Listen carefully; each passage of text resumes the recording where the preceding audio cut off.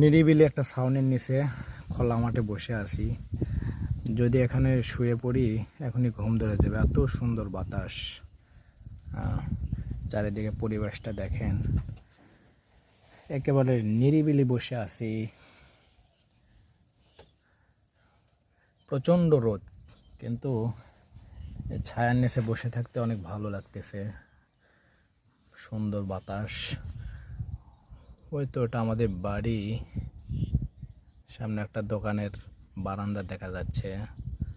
যাই হোক, রাস্তায় অনেক গাড়ি চলাচল করছে, এখানে বসে আছি একেবারে নিরিবিলি।